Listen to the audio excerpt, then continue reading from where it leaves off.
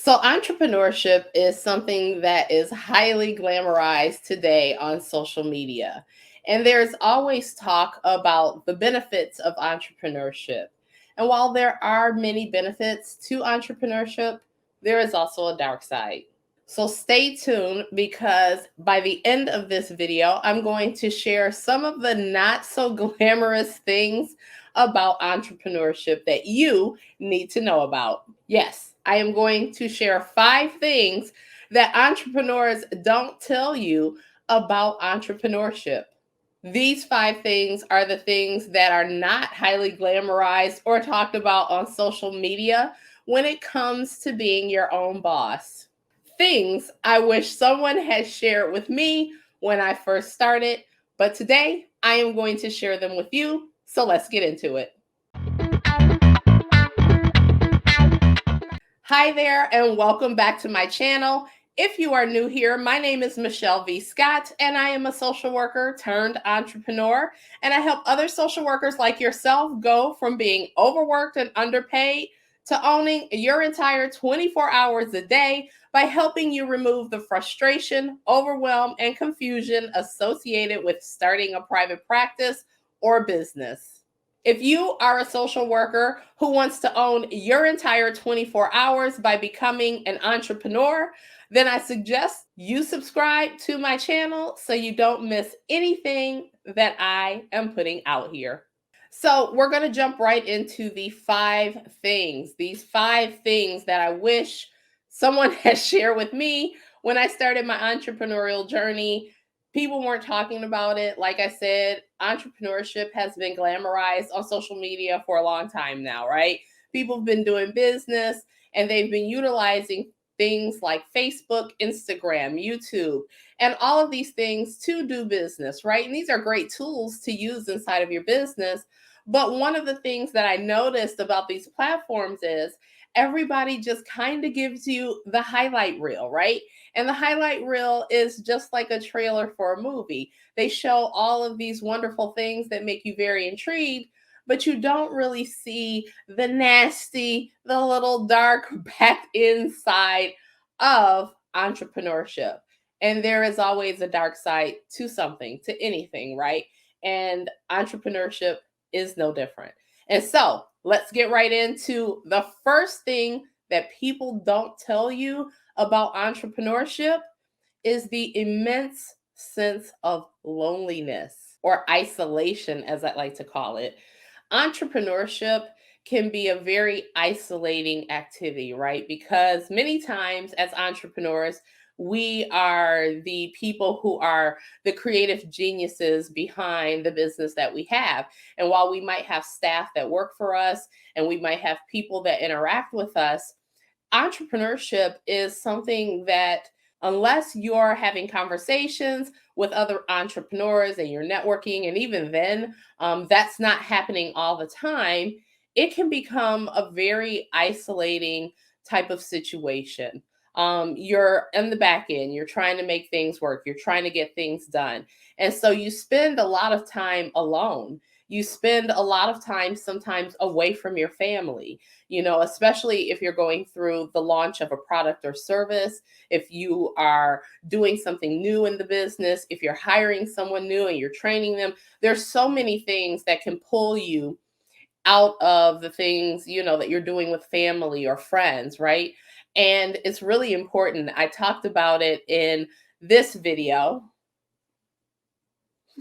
Yeah, I never know. Oh my God, this sucks so bad. But you know what I mean. I talked about it in this video, the fact that entrepreneurship is something where you need a self care action plan. If you don't set up a self care action plan at the very beginning, you will not have boundaries that you set to know when you're feeling isolated, when you need to unplug from the business, from your entrepreneurial duties to go and have fun and to really kind of decompress. And so that's definitely one of the major things that I experienced, and many entrepreneurs that I speak with experience is the feeling of immense isolation. And if you don't take care of that ahead of time with a self care plan, it can definitely be a very dark side of entrepreneurship. The second thing that you are going to deal with is long hours. So, while I talk about financial freedom, career freedom, and time freedom, which are all things that you can obtain, especially if you start a digital online business where you're selling products and services passively, uh, it's still long hours at the beginning. When you're first starting out in your business, and sometimes even when you're well into your business, if you have a situation where you've had to let someone go, if you've had to, experience changes in your entrepreneurial duties or in the journey of entrepreneurship, you will experience growth, you will experience failures, you will experience all of the things. It can definitely be long hours as you try to figure those things out, right? Especially when you open a clinical private practice, because you have to figure out your flow. And even when you do, there's just going to be times when you're working a lot of hours, right? I know clinicians, just because of the utilization being up during this pandemic that we're in, I know clinicians who are putting in 16-hour days sometimes, and it's not because, okay, I need the money. It's because they're trying to be able to serve all the people coming into their clinic. And there's going to be times where you can't serve them, right? So while you're figuring things out, there are going to be very long hours. And while it looks very glamorous on social media, the people who are 7 and 8 figure business earners who say they work, like 4 hours a day and they earn a lot of their money passively, that's because they've built out the systems to be able to do that. And building those systems sometimes takes a long time. It took me a year to build out a system in this business that I utilize to help bring people into the business, to help them with the goals that they want to obtain, right? I have systems in place now, but in the very beginning, there were no systems. You're trying to figure out what is going to work for you inside of your business. So, long hours are definitely something that I don't hear a lot of people talking about, but they are definitely something that you will have to deal with as an entrepreneur. One of the third things that people just don't tell you about when you are starting out on your entrepreneurial journey, they don't really talk about as an entrepreneur, but it is definitely something that I consider to be a dark side, and that is no work, no pay. So, this is not necessarily true if you have built out systems to generate a passive stream of revenue for you, right? Passive is never truly passive. There are still things that you have to actively do daily in the business, such as customer support and a bunch of other things. However, no one talks about the fact that if you don't work, you don't get paid, right? In your clinical private practice. So imagine, when you're in community mental health, you're working at an agency, you're working for a job, and you see clients on a one on one basis to provide therapeutic counseling services. If that client does not show up, you typically still get your hourly wage, right? Not so much in your clinical private practice. This is why there are tactics that I tell clinicians all the time, such as if you're accepting insurance in your clinical private practice, be sure to do a verification of benefits at least at minimum 48 hours, preferably 72 hours ahead of time. Because if there's anything wrong with their policy, such as it's terminated or whatever's going on, right? And it could be the gamuts of things. I've seen different things working through insurance. You have the ability to check that 72 hours ahead of time, realize there's an issue. That person may need to reschedule the appointment while they fix that issue, right? In that time, you could have a wait list. You could fill that space because as an entrepreneur, if you don't see someone within that hour, it's an entire hour of revenue gone. And if you're being reimbursed by the insurance company 65, 75, $100 for that 1 hour of service, and they don't show up and you haven't verified benefits, or you do it at the very last minute and you realize there's no coverage and now there's a hiccup, you're going to lose an hour of revenue. Not only that, when you take vacation time, so if you decide to take a week of vacation time and you don't have other streams of income where you bring revenue into your business a lot more passively than you would seeing clients one on one, you are not going to be paid for that week that your practice is closed and you're not seeing clients. And so a lot of times people just don't think about this in their business when they're building out their programs, when they're figuring out the rate that they're going to charge for the services that they provide. You have to calculate in the vacation time for the year that you're going to take. So if you're in community mental health or at an agency or at a corporate job, and you get, when I was in corporate, I was getting 8 weeks of vacation, 8 or 9 weeks of vacation inside of my package, which was a freaking lot. But that's 8 or 9 weeks that if I took off, I'm still going to get paid, right? I'm going to use my vacation time and I'm going to get paid for that time. But in my business, not so much. At least when I'm seeing clients face to face, one on one, and I have to exchange that time for dollars, right? So that is why I decided I need a few passive streams of revenue coming into my business. So when I do take vacation, I'm still bringing in revenue, because that is a dark side of entrepreneurship. If you don't work, you don't make money. So that's number 3. The third thing that people don't talk about when they are glamorizing entrepreneurship on social media platforms and just out in the world in general. Now, of the ones that we've covered, which do you think would bother you the most? Of the 3 that we've covered, is it going to be the immense isolation or loneliness that you might experience?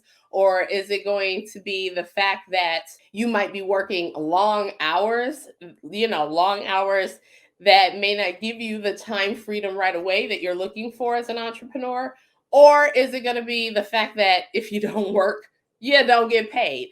At least if you're doing a traditional clinical private practice. Now, again, for those of you who are building out a digital business, online business where you can sell things even in your sleep, not so much, but again, still a thing, right?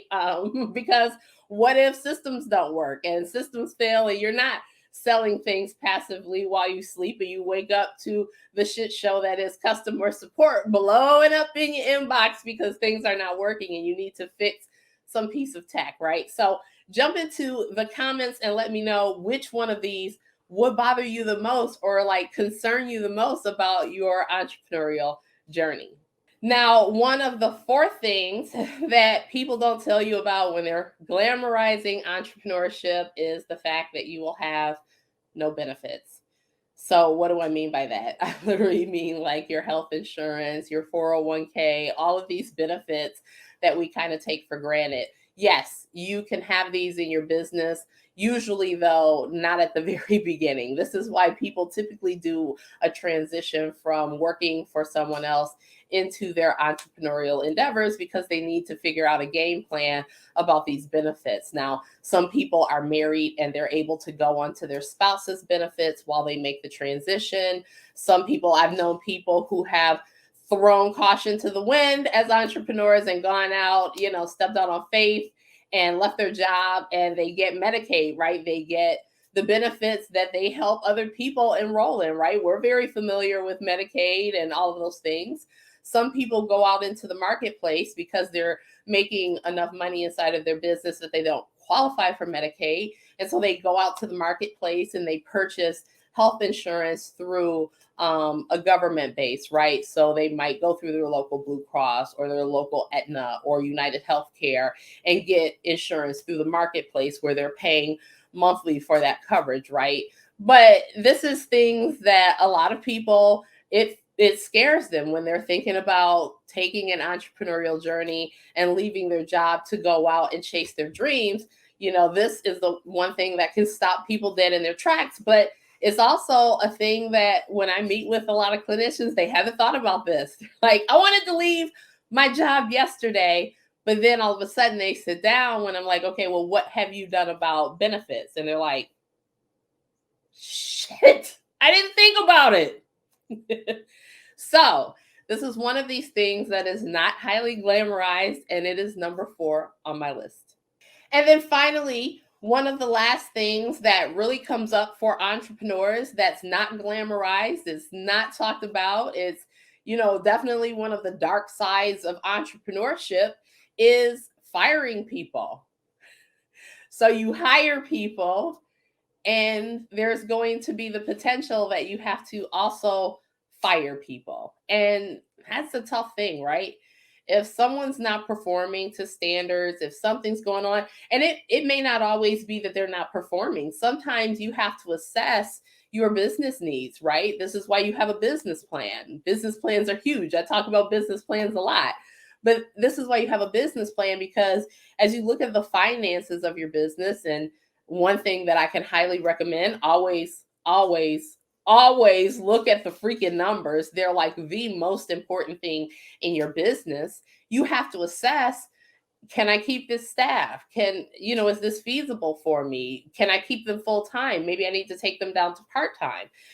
It could also be that they're not performing well, and you need to bring somebody else in that is going to perform better. And so you need to figure out how to let this person go. A lot of times we hire family members for our business. And so you have to be able to navigate telling a family member that they suck at doing this in your business and you have to let them go. Or maybe they didn't suck at a time, and the role has just outgrown their skills and abilities for that role. And so you need to let them go and hire someone else with a bit more extensive abilities. But this is a real thing inside of your business, is hiring people and firing people. And it's no fun.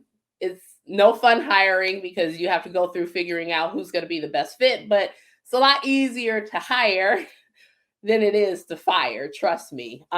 It's just not a fun thing, but a necessary evil as an entrepreneur. So I want to ask you, and I want you to jump into the comments and tell me, how do you think you would feel having to fire someone? Like, is this something that is gonna cause you issues, or are you just cold blooded and you can just be like, "You're fired. You're fired." It's one of the few things I did enjoy about Donald Trump in his show, but we are not talking politics on this channel. But that used to be funny. You're fired. He did it so well. He did it so well. He made it look really easy, but it's not. So if you jump into the comments and let me know, how would that be an obstacle for you as an entrepreneur, having to fire someone? I like to hear your thoughts on it. And there you have it. The 5 things people don't tell you about being your own boss. If you found this video valuable, please be sure to click the like button. Don't forget to subscribe to my channel and click the bell notification so you are aware every time I upload a new video to my channel. In case you didn't know, I am hosting meet and greets to get to know you, to answer your questions. So if you have any questions about this video or any other video on my channel, please be sure to sign up for a meet and greet. The link to the meet and greet is found in the description box below. It asks you, it's going to take you to a video. You can choose which answer is best for you. And then after you do all of those mumbo jumbo, you'll be able to select a date right on my calendar to join a meet and greet. Meet and greets are open to 10 people at a time. I host several throughout the week. And so I hope you join me there. If you should have any questions about your own social work entrepreneurial journey, or any questions about anything like that, please be sure to sign up. And I look forward to seeing you there inside of the meet and greet. On next week's Masterclass Monday, I am going to be discussing how to start your digital online business like a pro. So I don't want you to miss it. So be sure to tune in next Monday as we drop that video. And as always, until next time, this is your girl Michelle saying, stop waiting. The time is now. Start your private practice or business. Bye for now.